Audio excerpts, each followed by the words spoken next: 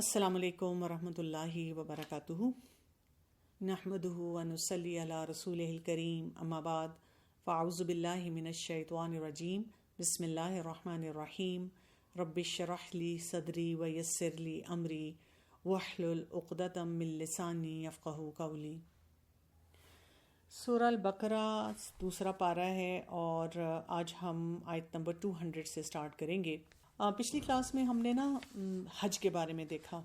اب جب مسلمانوں کو ان کا رول ڈیفائن کر کے دے دیا گیا کہ اب وہ امت وسط ہیں اور ایک لیڈرشپ رول میں ہیں، تو یہاں پہ اب احکامات کی گلمسز آ رہی ہیں، اور ہم دیکھ سکتے ہیں کہ جہاں جہاں احکامات کی بات آتی ہے وہاں پہ بہت ساری لرننگ ہے۔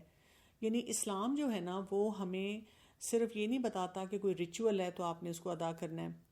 جب بھی ہم اپنے دین کو پڑھتے ہیں تو اس میں ریچول کے ساتھ ساتھ بہت سی لرننگ ہے، آپ کی پرسنالٹی ڈیولپمنٹ ہے، آپ کے سوشل کنیکشنز اس میں انگیج ہوتے ہیں، تو اوور آل ایک ہولسٹک طریقے سے آپ ڈیولپ اپنے آپ کو کرتے ہیں۔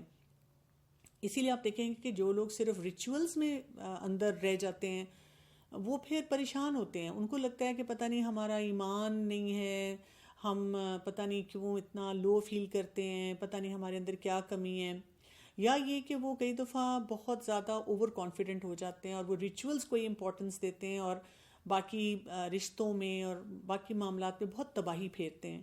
اسی لیے آپ دیکھیں کہ قرآن پاک کو کور ٹو کور پڑھنا بہت ضروری ہے۔ جب آپ کور ٹو کور قرآن پاک کو پڑھتے ہیں تو آپ کو باریکی سے سمجھ آتی ہے کہ اچھا کس طرح سب چیزیں بہت ویل کنیکٹڈ ہیں، جیسے حقوق اللہ اور ساتھ ہی حقوق العباد بھی۔ پھر اسی طرح سے آپ نے ریچولز کو بھی پوری طرح ادا کرنا ہے اور اس کی روح کو نہیں بھولنا، اور پھر یہ کہ ان کے امپیکٹس کو بھی آپ نے ساتھ ساتھ دیکھتے جانا ہے۔ تو اب جب ہم نے دیکھ لیا کہ حج اور حج سے ریلیٹڈ جتنے ریچولز ہیں، اور پھر اس کے ساتھ ساتھ اصل پابندی کیا ہے کہ ہر مقام پہ اللہ کا بندہ بن کے رہنا ہے۔ یہاں پہ آیت نمبر 200 میں اللہ سبحانہ وتعالیٰ ارشاد فرماتے ہیں فَإِذَا قَضَيْتُم مَنَاسِكَكُمْ فَاذْكُرُوا اللَّهَ، پھر جب پورے کر چکو اپنے مناسک حج تو اللہ کا ذکر کرو۔ اب آپ دیکھیں کتنی امپورٹنٹ بات کی گئی ہے جب ہم عبادت کر لیتے ہیں تو اس کے بعد ہم کہتے ہیں چلو جی بیک ٹو یور لائف، جیسے نماز بھی ہم نے پڑھی، سلام پھیرا، تو ہم کہتے ہیں چلو جی جلدی جلدی جو کرنے والے کام ہیں وہ کریں۔ لیکن یہاں پہ ہمیں کیا بتایا جا رہا ہے کہ جب آپ ایک ریچول کو پورا کر لیتے ہیں، حج کے مناسک کو آپ نے پورا کر لیا ہے، تو اب کیا کرنا ہے؟ فَاذْكُرُوا اللَّهَ، تب اللہ کا ذکر کرنا ہے۔ اس کا مطلب یہ ہے کہ دین اور دنیا ہمارے ہر وقت انٹیگریٹڈ ہوں گے۔ ہم یہ نہیں کر سکتے کہ جب ہم دنیا داری میں انگیج ہو گئے ہیں تو ہم اللہ تعالیٰ کو بھول جائیں۔ اسی لیے آپ دیکھیں کہ اگر کسی آپ مجلس میں جاتے ہیں تو اس کے لیے ہمیں کیا پتہ چلتا ہے حدیث سے کہ اگر اس میں اللہ کا ذکر نہ کیا گیا ہو تو وہ مجلس جو ہے وہ ایک نحوست کا سبب بنتی ہے، یعنی وہ ہمارے لیے ویل ڈاکیومنٹڈ نہیں ہوتی آخرت کے حساب سے۔ اور اسی لیے میں نے یہ بھی دیکھا ہے کہ کئی لوگ بڑے پریشان رہتے ہیں کہ ہم اللہ کا ذکر کیسے کریں۔ مثلا کبھی کوئی ایسی مجلس ہوتی ہے جہاں لوگ کوئی بات سننا ہی نہیں چاہ رہے ہوتے، ہم ہر جگہ درس و تدریس کا کام نہیں کر سکتے، لیکن ہمیں بہت سمارٹ ہونا پڑے گا، کسی نہ کسی انڈائریکٹ طریقے سے ہم اللہ تعالیٰ کے بارے میں کوئی بات کر سکتے ہیں، کوئی حدیث یا آیت کا ریفرنس دے سکتے ہیں، کوئی سنت کی طرف کوئی اشارہ کر سکتے ہیں، کیونکہ کوئی بھی گفتگو ہماری ہو رہی ہو تو اس طرح کی باتیں تو بیچ میں آتی ہی رہتی ہیں۔ لیکن یہاں کیا کہا گیا؟ اللہ کا ذکر کرو کَذِکْرِکُمْ آبَاءَکُمْ او اشد ذکرا، جیسا ذکر کرنا تمہارا اپنے آباء و اجداد کا، یا زیادہ شدید، اس سے بھی شدید جو ہے وہ ذکر کرنا۔ اگر ہم زمانہ جاہلیت میں چلے جائیں تو اس میں کیا ہمیں ہسٹوریکلی ایک بات پتہ چلتی ہے کہ حج سے فارغ ہونے کے بعد جو 3 دن منی میں لوگ قیام کرتے تھے تو وہاں پہ بازار وغیرہ بھی لگتے تھے، اور وہاں پہ بالکل ایک میلے کا سا سما ہوتا تھا۔ اور پھر کیا ہوتا تھا کہ مختلف لوگ جو وہاں جمع ہوئے ہوتے تھے وہ شعر و شاعری کرتے تھے، اور وہاں پہ لگتا تھا کوئی فن فیئر قسم کی ایکٹیویٹی ہو رہی ہے۔ وہاں پہ اپنی اپنی پرانی باتیں، جیسے ہوتے ہیں بوسٹ فل باتیں کرتے تھے کہ کون سا قبیلہ زیادہ ہے شاندار اور کون کیا کچھ کر رہا ہے۔ اسی طرح آپ دیکھیں ہم اپنے گھروں میں بھی، جیسے ہماری کوئی بھی گیدرنگ ہوتی ہے، شادیاں آ جاتی ہیں، یا کبھی کوئی ونٹر بریک، سمر بریک ہے، سب فیملی ممبرز جمع ہوتے ہیں، تو ہم یہ تھوڑی کرتے ہیں، ہم کہتے ہیں کہ اچھا چلو رات کو جاگیں گے، تہجد پڑھیں گے، قیام اللیل کریں گے، اچھا چلو ایسے کرتے ہیں کہ چھٹیوں میں ہم اکٹھے ملے ہیں تو ہم کوئی حفظ کا پلان زیادہ بنائیں گے. ہم بھی وہاں پر یہی کر رہے ہوتے ہیں نا، کا ذکرکم آباءکم، اپنے آباء و اجداد کی باتیں، پرانی باتیں، خاندان کی باتیں، فلاں کیا کر رہا تھا، وہ کیسا تھا. کئی قصے کہانیاں ہم نے کتنی دفعہ ریپیٹ کیے ہوتے ہیں، لیکن ہم بار بار انہی باتوں کو کرتے رہتے ہیں. تو یہاں ہمیں یہی سکھایا جا رہا ہے، دا پیشن وی ہیو، جب ہم اپنے فیملی ممبرس کو یاد کرتے ہیں، اپنے ارد گرد لوگوں کو یاد کرتے ہیں، اسی پیشن کے ساتھ ہم کیا کریں، اللہ کو یاد کریں. بلکہ یہاں پہ کیا کہا گیا، او اشد ذکرا، یا اس سے بھی زیادہ ذکر کرنا. یعنی اللہ کا ذکر تو سب سے زیادہ ہونا چاہیے نا، لیکن اس کے لیے کیا ہے، ایک پرسنالٹی ٹائپ پوری ہوتی ہے، اور اسی کا ذکر آگے کیا جا رہا ہے. یعنی آپ کو اپنے اگر پرسونا کو دیکھنا ہے کہ کیا میری پرسنالٹی ایسی ہے، تو کہاں سے پتہ چلے گا.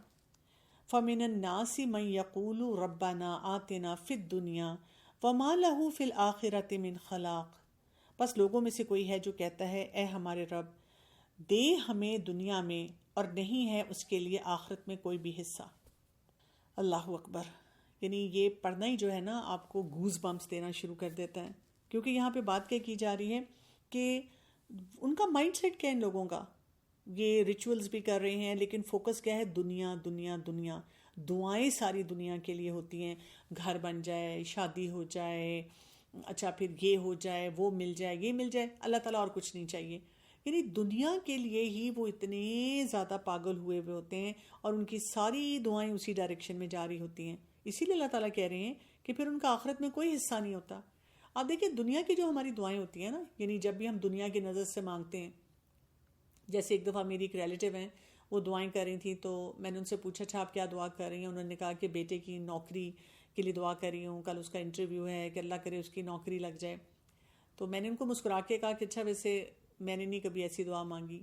بہت سرپرائزڈ ہوئی. تو مجھے کہتی ہیں کیوں نہیں مانگی، کہ آپ کے بچے نہیں کبھی آپ کو کہتے کہ ایسی دعا مانگے؟ میں نے کہا نہیں، کہتے ہیں کہ اماں مطلب کوئی ایگزام ہے، کوئی نوکری ہے، کوئی پروجیکٹ ہے تو آپ دعا مانگے. تو انہوں نے کہا پھر آپ کیا کرتی ہیں؟ تو میں نے کہا میں تو وہ دعا مانگتی ہوں جس میں آتا ہے نا، ربنا ہب لنا من ازواجنا وذریاتنا قرۃ اعین. میں یہ دعا مانگتی ہوں کہ اللہ تعالیٰ ان کو میری آنکھوں کی ٹھنڈک بنانا، کیونکہ یہ نہ ہو کہ میں یہ دعا مانگوں نوکری لگ جائے، ایگزام کلیئر ہو جائے، یہ مل جائے، یہ مل جائے، ایسے ہو جائے، اور وہ ان کے لیے نقصان دہ ہو. اور کئی دفعہ میں نے دیکھا ہے کہ کبھی کبھی ہمیں دنیاوی طور پہ لگتا ہے کہ کوئی نقصان ہو رہا ہے، لیکن اسی میں کوئی خیر آگے جا کے پتہ چلتی ہے، اور انسان پھر کہتا ہے میرے رب کوئی جو فیصلہ اللہ کی طرف سے آتا ہے وہ بیکار نہیں. یعنی اس کا یہ مطلب نہیں کہ ہم دعا نہیں مانگیں گے، لیکن آپ دیکھیں دعاؤں کا فوکس کیا ہوگا نا، دعاؤں کا قبلہ درست کرنے کی کتنی زیادہ ضرورت ہے. کیونکہ وہ جو بات بتائی جا رہی ہے کہ ہم نے اپنا مناسک ادا کیے، اور اب ہم اللہ کا ذکر کرنے کے بجائے اپنی باتوں میں، دنیاوی باتوں میں کوئی زیادہ ہی انگیج ہو چکے ہیں، زیادہ انڈلج ہو رہے ہیں. تو ان لوگوں کا مائنڈ سیٹ کیا ہوتا ہے کہ یہ بس ہر چیز میں دنیا کا فوکس دیکھتے ہیں کہ دنیا کا فائدہ ہو رہا ہے یا دنیا کا نقصان ہو رہا ہے. اب یہ بڑی ڈیفیکلٹ پرسنالٹی ہے، کیونکہ آپ دیکھیں ایک طرف سے آپ ریچولز تو کر رہے ہیں، جو دین کے فرائض ہیں وہ تو پورے کر رہے ہیں، لیکن یہ کہ پھر آپ کے نا کچھ اینگل میں نا، کچھ ویژن میں نا گڑبڑ کہیں پہ آ رہی ہے. اسی لیے اس کے بعد آیت نمبر 201 کو دیکھیں، اس میں بہت اہم نقطہ بتایا گیا ہے. وَمِنْهُمْ مَن يَقُولُ، اور ان میں سے کوئی ہے جو کہتا ہے. یہ کیا کہتا ہے، اب اس کو غور سے سننا ہے. رَبَّنَا آتِنَا فِي الدُّنْيَا حَسَنَةً وَفِي الْآخِرَةِ حَسَنَةً وَقِنَا عَذَابَ النَّارِ. اے ہمارے رب دے ہمیں دنیا میں بھلائی اور آخرت میں بھلائی، اور بچا ہمیں آگ کے عذاب سے. کتنی کمپلیٹ دعا ہے یہ. وہ دعا ہے نا جو حج کے دنوں میں ہم جب طواف کرتے ہیں تو وہ رکن یمانی سے آگے یہ دعا پڑھی جاتی ہے. اگر آپ بھول بھی جائیں تو بہت لوگ آپ کو زور زور سے پڑھتے نظر آتے ہیں، اور آپ بھی پھر اس کو پڑھنا شروع کر دیتے ہیں. لیکن یہ دعا جو ہمیں بتاتی ہے کیا، 1/3 دنیا، 1/3 آخرہ، اور پھر 1/3 آگ سے اپنے آپ کو بچانا. قرآن پاک میں اس کا ذکر بھی ہمیں ملتا ہے نا کہ اصل کامیابی کیا ہوتی ہے کہ انسان اپنے آپ کو آگ سے بچا لے. اگر انسان نے اپنے آپ کو آگ سے نہیں بچایا تو وہ بہت بڑا لاس ہو جائے گا، کیونکہ ہمیں یہ پتہ ہے کہ کئی لوگ ایسے ہوں گے جن کے گناہ زیادہ ہوں گے، اور اس وجہ سے وہ پہلے آگ میں جائیں گے، پھر وہاں پر وہ سارا عذاب ہوگا، ساری سزائیں بھگتیں گے، اور کیونکہ وہ کلمہ گو ہوں گے پھر وہ نکال لیے جائیں گے. اور کئی دفعہ یہ بھی دیکھا گیا دنیا میں کہ لوگ کہتے ہیں چلو کوئی بات نہیں، دنیا کے مزے لے لو، خیر ہے تھوڑا سا جہنم میں چلے جائیں گے، حالانکہ وہاں جانا کوئی آسان مرحلہ نہیں ہوگا۔ تھوڑا سا نا اس کو بھی سمجھتے ہیں کہ یہاں جو کہا گیا نا ربنا آتنا فی الدنیا حسنہ، دنیا کی حسنات جو ہیں وہ کیا ہوں گی؟ اس کی بھی بہت لمبی لسٹ ہے نا، اس میں بھی تو اپنا فوکس درست رکھنے کی ضرورت ہے۔ کیا اس کا مطلب ہے کہ سیر سپاٹا اور پیسہ اور انجوائمنٹ اینڈ تھرل، کیا یہ ہے کہ دنیا کی جتنی آسائشیں ہیں وہ ہمیں ملنا شروع ہو جائیں تو وہ ہمارے لیے حسنہ ہوگی؟ اصل حسنہ کا اب فوکس درست کرنا ہے۔ سب سے پہلی بات تو یہ کہ دنیا کی جو بھلائی ہے، دنیا کی حسنات ہیں، اس میں سب سے ضروری ہے کہ آپ دین اسلام پر ہوں، آپ مسلمان ہوں۔ پھر یہ کہ آپ کے پاس علم بھی ہو، قرآن اور حدیث کا علم ہو، پھر اس کے ساتھ ساتھ آپ کے پاس نفع بخش علم جو ہے وہ ہو۔ پھر یہ کہ حلال رزق یہ بھی حسنہ ہے، وسیع رزق یہ بھی حسنہ ہے۔ آپ دیکھیں کئی دفعہ کتنا بڑا چیلنج ہوتا ہے نا، لوگ جو جابز کرتے ہیں وہ کہتے ہیں ہم حلال کمانا چاہتے ہیں، لیکن ہر جگہ آپ اس چیلنج میں الجھنا شروع ہو جاتے ہیں۔ آج ہی میری خاتون سے بات ہو رہی تھی جو کہ پروفیشنل ہیں، اور وہ مجھے کہہ رہی تھی کہ اتنا مشکل ہوتا جاتا ہے، یعنی ایسے لگتا ہے کہ جب آپ حلال کام کرنا چاہ رہے ہوتے ہیں، اپنے آپ کو حرام سے بچانا چاہ رہے ہوتے ہیں، بہت سے دروازے آپ پہ بند ہو جاتے ہیں، اور آپ کو اپنی آنکھوں کے سامنے بہت لوگ نظر آ رہے ہوتے ہیں جو بڑی عیاشی کریں، کیونکہ انہوں نے بہت سارے حرام کاموں کو ایکسیپٹنس دے دی ہوئی ہے۔ وہ کہتے ہیں کہ دیکھیں اب دنیا میں بھی تو رہنا ہے نا۔ تو وہ یہ کہہ رہی تھی کہ دل نہیں مانتا، یعنی اگر آپ کا یہ کانسیپٹ کلیئر ہوتا ہے کہ میں نے اپنے آپ کو حرام سے بچانا ہے تو انسان کہتا ہے کوئی بات نہیں، تھوڑا کھا لیں گے، تو یہ بھی ایک حسنہ ہے۔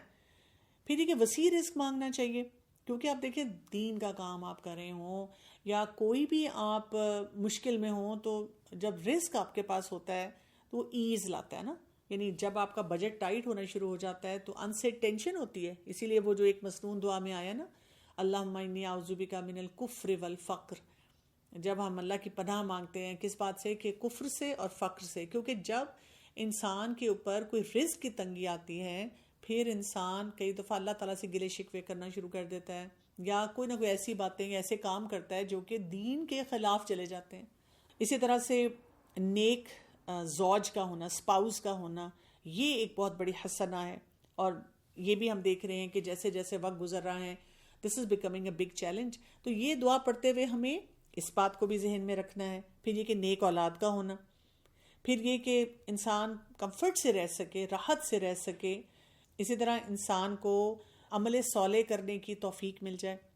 کئی لوگ بہت سی اپرچونٹیز ڈھونڈ رہے ہوتے ہیں، میں بہت کام کرنا چاہتی ہوں لیکن مجھے سمجھ نہیں آتی، یا یہ کہ مجھے یہ نہیں پتہ چلتا کہ کہاں جا کر کوئی کام کرنا ہے۔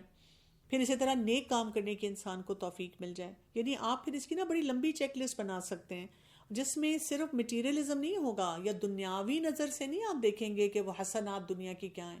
اور اگر تھوڑا سا ہم لاجیکلی بھی دیکھیں، جتنی باتیں میں نے بھی آپ کو بتائی ہیں، اگر آپ ان کو اپنی زندگی میں شامل کرنا شروع کر دیں تو کیا ہو جاتا ہے؟ انسان کی مینٹل ہیلتھ اچھی ہو جاتی ہے، انسان کے سوشل کنیکشنز اچھے ہو جاتے ہیں، انسان کا دین پہ ٹھہراؤ زیادہ ہو جاتا ہے، آپ بہت زیادہ ویل گراؤنڈڈ ہونا شروع ہو جاتے ہیں۔ پھر دوسرا اس کا ایسپیکٹ دیتے ہیں، وہ کیا ہے؟ دوسری حسنہ کیا؟ وفی الآخرۃ حسنہ، تو آخرت کی بھلائی کیا ہوگی؟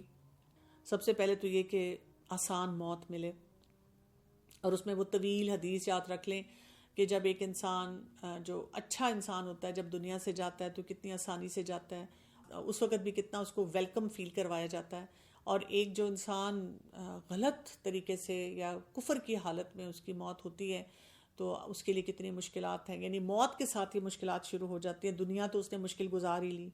پھر یہ کہ قبر، حسنہ یہ ہے آخرت کی کہ جو قبر ہے وہ جنت کے باغوں کا حصہ ہو۔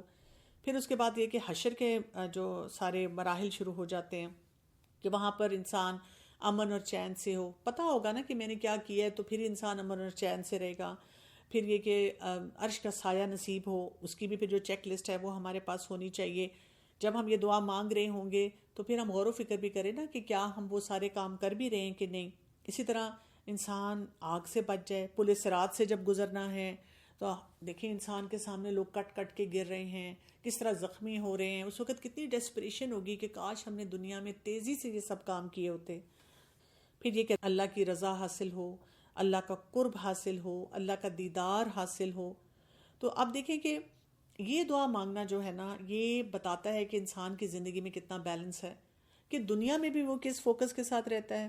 جب اپنی آخرت کے بارے میں سوچتا ہے، اپنی اکاؤنٹیبلٹی کے بارے میں سوچتا ہے، تو وہاں پر بھی اس کو پتا ہے کہ مجھے کن ایریاز پہ فوکس کرنا چاہیے. کیونکہ جب آپ کے سامنے آخرت کے مراحل ہوں گے نا، تو آپ بہت اچھی طرح سوچیں گے کہ ویئر ڈو آئی اسٹینڈ، اور مجھے کیا کام کرنا چاہیے. اور اسی طرح آپ دیکھیں کہ اپنے آپ کو آگ کے عذاب سے بچانے کی بھی آپ کوششیں کریں گے. اللہ سبحانہ و تعالیٰ فرماتے ہیں، اگلی آیت کو دیکھیں، آیت نمبر 202، اولئک لہم نصیب مما کسبوا، یہی لوگ ہیں جن کے لیے ایک حصہ ہے اس میں سے جو انہوں نے کمایا. واللہ سریع الحساب، اور اللہ جلد لینے والا ہے حساب. اب یہاں پہ آپ دیکھیں کسبو کی بات کی گئی ہے، یعنی they made that decision themselves, یہ فیصلہ انہوں نے خود کیا تھا. تو ہم سب کو یہ پتہ ہونا چاہیے کہ جب ہم کوئی دعا مانگتے ہیں نا، یہ ہماری پوری پرسنالٹی، پورے لائف سٹائل کی ریفلیکشن ہے. اور ذرا کبھی یہ ایکسرسائز کر بھی لیں، لکھ لیں کہ میں کون کون سی دعائیں مانگتی ہوں.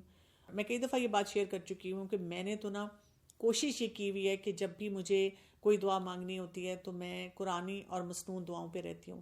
یعنی فرض کریں کہ کوئی پریشانی ہے تو میں وہ جو ایپ ہے الہدا کی، بہت اچھی ایک ایپ ہے دعائیں کے نام سے، آپ اس کو فری ڈاؤن لوڈ ہے، آپ اس کو ڈاؤن لوڈ کریں، اور آپ جب وہ ڈاؤن لوڈ کرتے ہیں تو آپ چلے جائیں جی جب پریشانی ہے تو کون سی دعائیں مانگنی چاہیے، کوئی بیماری ہے تو کون سی دعائیں مانگنی چاہیے، نظر یا حسد اس کا کوئی ڈر ہے تو پھر کیا دعا مانگنی چاہیے، وہ دعائیں آپ پڑھتے جائیں.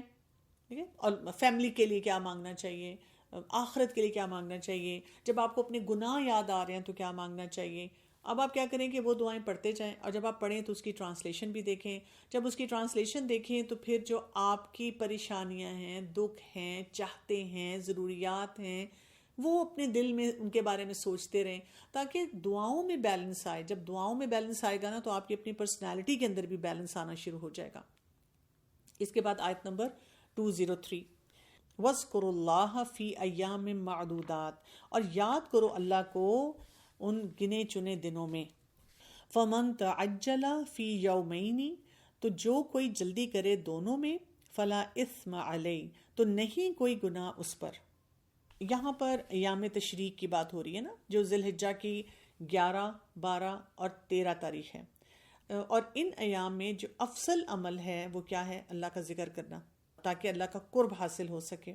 یہ جو دن ان میں منی میں قیام ہوتا ہے، ان 3 دنوں میں کنکریاں ماری جاتی ہیں، پھر ہر نماز کے بعد تکبیر کا کی جاتی ہے. تو یہاں پر یہ بتایا گیا کہ ان دنوں میں کیا کیا جائے کہ آپ اللہ کا ذکر زیادہ کریں. وَمَن تَأَخَّرَ فَلَا إِثْمَ عَلَيْهِ، اور جو کوئی تاخیر کرے تو نہیں کوئی گناہ اس پر. یعنی ایک ٹائم فریم دیا گیا نا کہ آپ نے اس میں منی میں رہنا ہے، اور اس ٹائم فریم میں فلیکسیبلٹی بھی دی گئی ہے. تو اگر کوئی جلدی نکل جاتا ہے تو کوئی گناہ نہیں، اور اگر کوئی رک جاتا ہے تو اس پہ بھی کوئی گناہ نہیں. لمن اتقا، اصل بات کیا ہے، اصل شرط کیا ہے کہ انسان تقوی کی روش اختیار کرے. تقوی جو ہے نا وہ اس کا فوکس ہونا چاہیے. واتقوا اللہ، اور ڈرو اللہ سے. یعنی آپ دیکھیں بار بار تقوی کی بات کی جا رہی ہے کہ اللہ کا تقوی اختیار کرو. وَعَلَمُوا أَنَّكُمْ إِلَيْهِ تُحْشَرُونَ، اور جان لو بے شک تم اسی کی طرف تم سب اکٹھے کیے جاؤ گے. تو اصل جیسے حج کے موقع پہ آپ کو اتنے زیادہ لوگ نظر آتے ہیں جن کو آپ جانتے ہی نہیں. یعنی آپ کئی دفعہ اپنے علاقے میں بڑی چیز ہو سکتے ہیں نا، بڑے لوگ آپ کو جانتے ہیں، لیکن جب آپ وہاں جاتے ہیں تو you feel like a speck کہ کیا میں کچھ بھی نہیں ہوں، میری کیا ویلیو ہے یہاں پہ.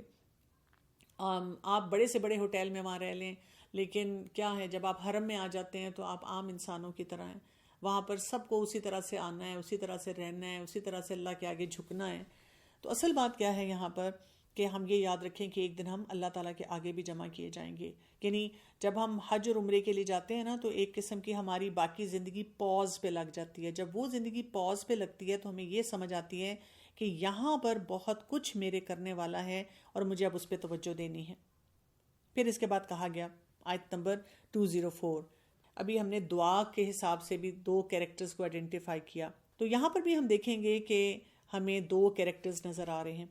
تو آیت نمبر 204 میں بتایا جا رہا ہے وَمِنَ النَّاسِ مَن يُعْجِبُكَ قَوْلُهُ فِي الْحَيَاةِ الدُّنْيَا، اور لوگوں میں سے کوئی ہے جو خوش کرتی ہیں آپ کو باتیں اس کی دنیا کی زندگی میں. وَيُشْهِدُ اللَّهُ، اور وہ گواہ بناتا ہے اللہ کو عَلَى مَا فِي قَلْبِهِ، اوپر اس کے جو اس کے دل میں ہے. وَهُوَ أَلَدُّ الْخِصَامِ، حالانکہ وہ سخت جھگڑالو ہے، جھگڑا کرنے والا۔ اب دیکھیں کہ یہاں پر ایک پرسنالٹی کے بارے میں کیا بتایا گیا ہے کہ اس کی پرسنالٹی دیکھنے میں بڑی پلیزنٹ لگتی ہے، اور ایسے لگتا ہے کہ جی واہ واہ کیسا کتنا اچھا انسان ہے۔ یہ بیسیکلی منافقین کی بات کی جا رہی ہے نا، کہ وہ کیا کرتے ہیں کہ بڑی چرب زبانی سے، بڑے طریقے سے، بڑے ایسا انہوں نے اپنا سٹائل بنایا ہوا ہوتا ہے جس کی وجہ سے لوگ ان کو بہت ہی شاندار سمجھتے ہیں، کہ دنیا کی زندگی میں ان کی باتیں سب کو بہت اچھی لگتی ہیں، قسمیں بھی کھا لیتے ہیں، اللہ کو بھی گواہ بنا لیتے ہیں، لیکن اصل میں کیا وہ سخت جھگڑالو ہیں۔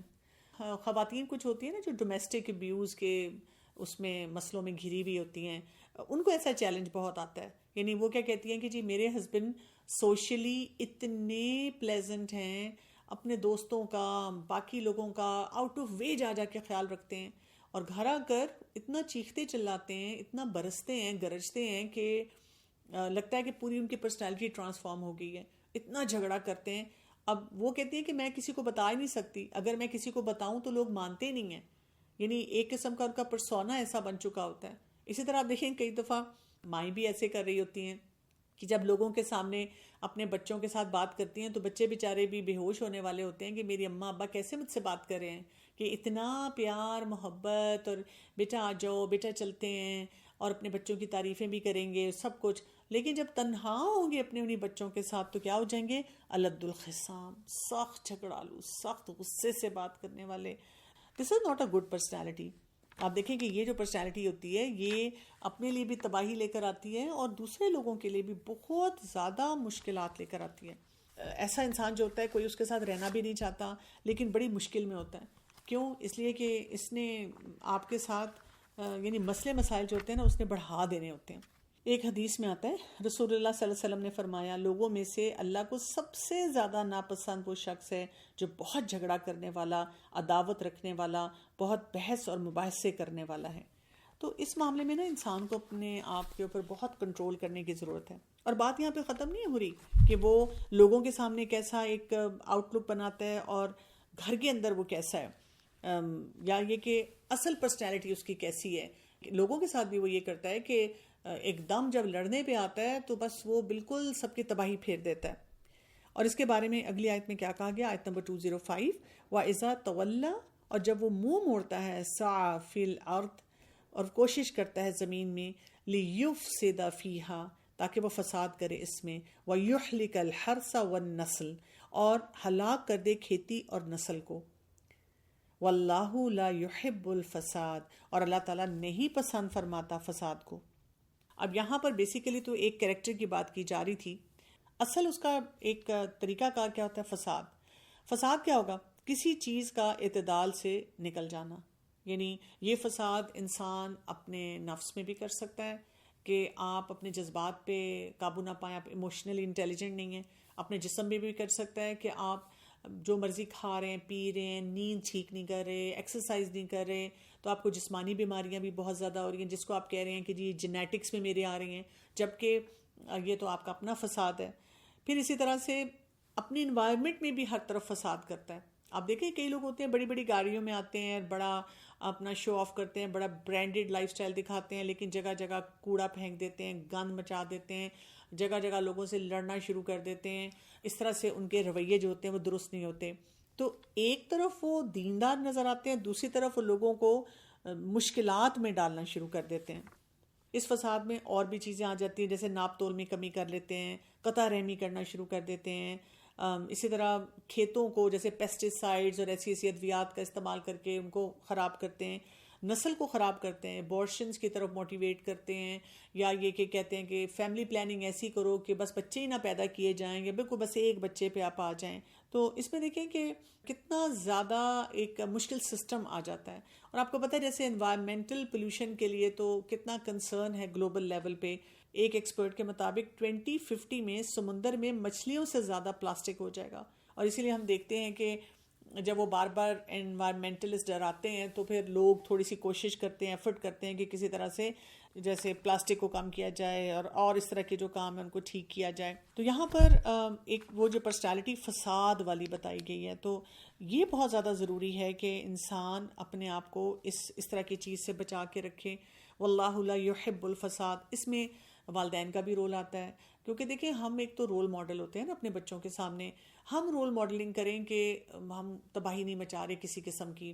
پھر یہ کہ آپ نے جب اپنے بچوں کو سکھایا تو وہ بچے بھی پھر کام صحیح کر رہے ہوں. اسی طرح بچے اسکول کالج یونیورسٹی میں جاتے ہیں تو ان کے سامنے رول ماڈلز ایسے آئیں.